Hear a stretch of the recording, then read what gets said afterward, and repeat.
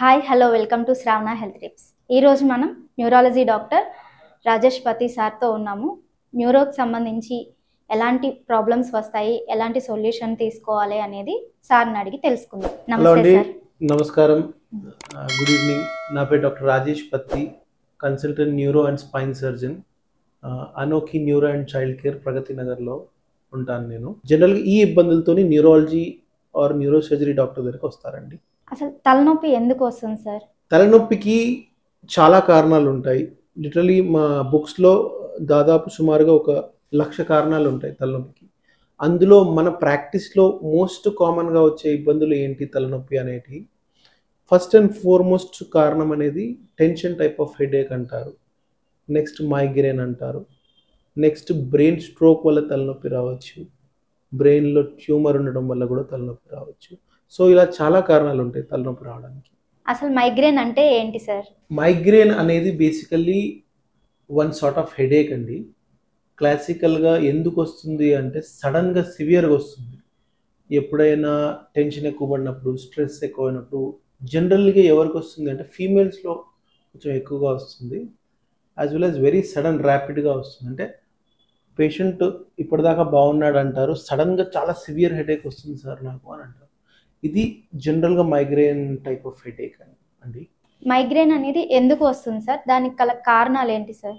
So migraine అనేది జనరల్గా ఎందుకు వస్తుంది అంటే young patients, especially females, stress ఎక్కువ అవ్వడం వల్ల, స్లీప్ తక్కువ ఉండడం వల్ల, సడన్గా బ్రైట్ లైట్కి ఎక్స్పోజ్ అవ్వడం వల్ల, ఆర్ సడన్గా లౌడ్ నాయిస్కి ఎక్స్పోజ్ అవ్వడం వల్ల, ఎక్సర్సైజ్ చేయడం వల్ల, దీనివల్ల సడన్గా మైగ్రేన్ వస్తుందండి. బేసికల్లీ మన కనెక్షన్స్, మన నరాలలో కనెక్షన్స్ ఉంటాయి కదా, అవి సడన్గా ఒక షాక్లోకి వెళ్తాయి. దానివల్ల జనరల్గా మైగ్రేన్ వస్తుంది. అండ్ మైగ్రేన్ యొక్క క్లాసికల్ సిమ్టమ్ ఆర్ ఇది మైగ్రేన్ అని చెప్పడానికి ఏంటి అంటే క్లాసికల్గా ఒకటే సైడ్ వస్తుంది, రెండు సైడ్స్ రాదు. ఓకే, ఈ మైగ్రేన్కి ఎలాంటి ట్రీట్మెంట్ తీసుకోవాలి సార్? జనరల్గా మైగ్రేన్ అంటే చాలామంది భయపడతారండి, బట్ మైగ్రేన్ వల్ల భయపడాల్సిన పనేం లేదు. ఇప్పుడు మైగ్రేన్ అనేది మనము పేషెంట్ యొక్క ప్రజెంటేషన్, అంటే పేషెంట్ ఏ లక్షణాలతో వస్తున్నాడు అనే దాని మీదనే వి డయాగ్నోస్ ఇట్. అంతేగాని సిటీ స్కాన్లో కానీ, ఎంఆర్ఐ స్కాన్లో కానీ, బ్లడ్ టెస్ట్లో కానీ it will be absolutely normal. Okay, so basically patient యొక్క సిమ్టమ్స్ బట్టే వి ఐడెంటిఫై ఇది మైగ్రేన్ అని. ఓకే, సో మెయిన్గా మైగ్రేన్కి ట్రీట్మెంట్ ఏంటి అంటే మైగ్రేన్ ఎందువల్ల వస్తుంది అనేది ఐడెంటిఫై చేయడం చాలా ఇంపార్టెంట్. ఎప్పుడైతే మనం ఆ ఫ్యాక్టర్ ఎందువల్ల వస్తుంది అనేది ఐడెంటిఫై చేస్తే దాన్ని మనం తగ్గించుకుంటే మీకు మైగ్రేన్ హెడేక్స్ అనేది రాదు. So main treatment aspect is identifying ఎందువల్ల వస్తుంది అనేది ఐడెంటిఫై చేసి దానికి ఎక్స్పోజ్ అవ్వకుండా ఉండడం. నెక్స్ట్ ఏంటి, ఓకే మైగ్రేన్ వచ్చేసింది, అప్పుడు ట్రీట్మెంట్ ఏముంటుంది? మైగ్రేన్కి మెడిసిన్స్ ద్వారానే ట్రీట్మెంట్ చేయొచ్చండి. కొన్ని మెడిసిన్స్ ఉంటాయి. మైగ్రేన్కి సర్జరీ లాంటివి అయితే అవసరం లేదు, చేయరు కూడా. It is not necessary. Okay, ఇప్పుడు నార్మల్గా వచ్చే తలనొప్పికి మైగ్రేన్ హెడేక్కి డిఫరెంట్ ఏంటి సార్? సో నార్మల్గా వచ్చే హెడేక్కి అండ్ మైగ్రేన్ హెడేక్కి డిఫరెన్స్ ఏంటి అంటే మైగ్రేన్ నేను చెప్పినట్టు యంగ్ ఇండివిజువల్స్లో వస్తుంది, ఫీమేల్స్లో వస్తుంది, క్లాసికల్గా ఒకటే సైడ్ ఉంటుంది. ఇప్పుడు నార్మల్ హెడేక్ అనుకోండి, అది యంగ్లో కాదు మిడిల్ ఏజ్ గ్రూప్లో వస్తుంది. Boys as well as gents as well as ఫీమేల్స్లో ఈక్వల్గా వస్తుంది, as well as two sides ఉంటుంది. అండ్ క్లాసికల్గా ఫ్రంట్ ఇక్కడ ఉంటుంది ప్లస్ ఇక్కడ ఉంటుంది, జనరల్ హెడేక్స్. అదే మైగ్రేన్ హెడేక్ అనుకోండి, క్లాసికల్గా వన్ సైడే ఉంది సార్, నాకు ఇంకో సైడ్ లేదు, ఓన్లీ వన్ సైడే ఉంది సార్ అని క్లాసికల్గా చెప్తారు. So that is distinguishing feature of migraine.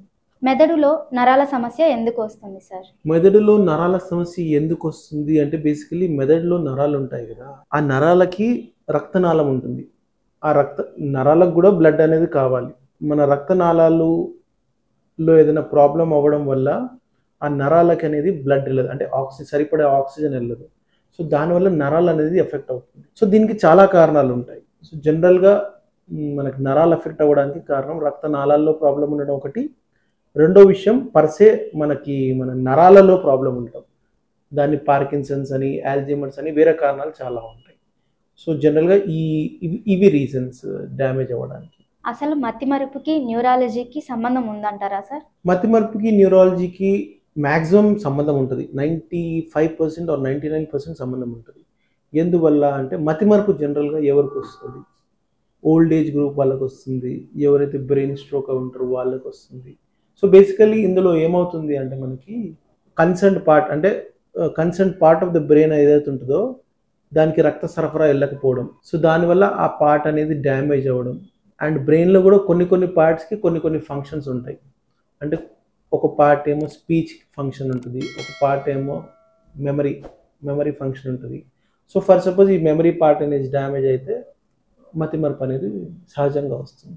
అసలు మతిమరుపు రావడానికి ఎలాంటి కారణాలు ఉంటాయి సార్? మతిమరుపు రావడానికి చాలా కారణాలు ఉంటాయమ్మా. నేను మోస్ట్ కామన్ కాజెస్ అంటే సాధారణంగా మనకి జనరల్గా ప్రాక్టీస్లో మోస్ట్ కామన్ రీజన్స్ ఏమున్నాయో అవే చెప్తాను. సో మోస్ట్లీ మాకు న్యూరాలజీ ప్రాక్టీస్లో మతిమరుపుకి జనరల్గా వచ్చే వాళ్ళు ఓల్డ్ ఏజ్ గ్రూప్లో ఉంటారు. ఓకే, ఓల్డ్ ఏజ్ వాళ్ళు నేను మర్చిపోతున్నాను సార్ అని అంటారు. దాంతోపాటు వాళ్ళకి చేతులలో తిమ్మిర్లు వస్తాయి, నడవడం స్లో అయిపోతుంది. సో దీనికి ఇది ఎందువల్ల వస్తుందంటే పార్కిన్సన్స్ అని ఒక ప్రాబ్లం ఉంటుంది, దాంట్లో మతిమరుపు అనేది వస్తుంది. అది ఫస్ట్ కారణం. రెండో కారణం ఆల్జీమర్స్ డిజీజ్ అని ఉంటుంది. ఆల్జీమర్స్ డిజీజ్ అంటే బేసికలీ మన బ్రెయిన్లో కొన్ని కణాలు ఉంటాయి, ఆ కణాలు అనేది ప్రోగ్రెసివ్గా వయసు పెరుగుతున్న కొద్దీ తగ్గిపోతూ ఉంటాయి, దానివల్ల కూడా మతిమరుపు వస్తుంది. సో ఈ రెండు మోస్ట్ కామన్ కారణాలు. నెక్స్ట్ ఇంకో కారణాలు వాస్కులార్ డిమెన్షియా అని అంటారు. వాస్కులార్ డిమెన్షియా అంటే ఏంటంటే బేసికలీ మనకు రక్తనాళాల్లో బ్లాక్ అవ్వడం వల్ల, అంటే స్ట్రోక్ లాంటిది కాదు, over a period of time చిన్నగా బ్లాక్ అవ్వడం వల్ల మనకి మెమరీకి సంబంధించిన ఏరియా ఆఫ్ బ్రెయిన్ దగ్గర బ్లడ్ సప్లై అనేది తగ్గుతుంది. దానివల్ల కూడా మతిమరుపు వస్తుంది, డిమెన్షియా వస్తుంది. That is called vascular dementia. So ఇవి మోస్ట్ కామన్ రీజన్స్ మతిమరుపు రావడానికి. చిన్నపిల్లల్లో మతిమరుపు సమస్య ఎందుకు వస్తుంది సార్? చిన్నపిల్లల్లో జనరల్గా మతిమరుపు సమస్య అనేది అంత కామన్ కాదండి, చాలా రేర్. జనరల్గా పిల్లల్లో ఏమవుతుందంటే సార్ వీరు బాగా చదువుకుంటాడు, చదువుకుని ఏవి గుర్తులేదు సార్ అని జనరల్గా పేరెంట్స్ కంప్లైంట్ చేస్తూ ఉంటారు. జనరల్గా 99.9% బ్రెయిన్ కారణాల వల్ల మతిమరుపు అనేది రాదు చిన్నపిల్లల్లో. మరి కారణాలు ఏంటి సార్ అంటే జనరల్గా వాళ్ళు రొటీన్గా ఆడుకుంటూ వాళ్ళ మైండ్ ఫుల్లీ ఫోకస్ స్టడీ మీద లేకపోవడం వల్లనే జనరల్గా అవుతుంది. బట్ కొన్ని రేర్ సినారియోస్ ఉంటాయి మతిమరుపు రావడం పిల్లల్లో అనేది. అది ఎందువల్ల అవుతుంది సార్ అంటే కొన్ని బ్రెయిన్లో అబ్నార్మాలిటీస్ ఉంటాయి, like for suppose brain tumours లాంటివి కానీ, లేకపోతే బ్రెయిన్లో మాల్ఫార్మేషన్స్ అంటాం మేము. సో అలాంటి కారణాల వల్ల రావచ్చు, బట్ అది చాలా రేరు. జనరల్గా మతిమరుపుకి పిల్లల్లో కారణం ఏంటంటే సరిగ్గా ఫోకస్ పెట్టకపోవడం కానీ ఆర్ కాన్సన్ట్రేట్ చేయకపోవడం కానీ, ఇలాంటివే మోస్ట్ కామన్గా ఉంటాయండి పిల్లల్లో. మీకు నరాలకు సంబంధించి ఎలాంటి ప్రాబ్లమ్స్ ఉన్నా అనోకి క్లినిక్ ప్రగతి నగర్లో ఉంటుందండి. ఇలాంటి ప్రాబ్లమ్స్ ఎవరికైనా ఉంటే మీ ఫ్రెండ్స్లో కానీ, మీ పేరెంట్స్లో కానీ, మీ రిలేషన్స్లో ఎవరికైనా ఉంటే మా వీడియోని షేర్ చేయండి. Please like, share and subscribe Shravana health tips.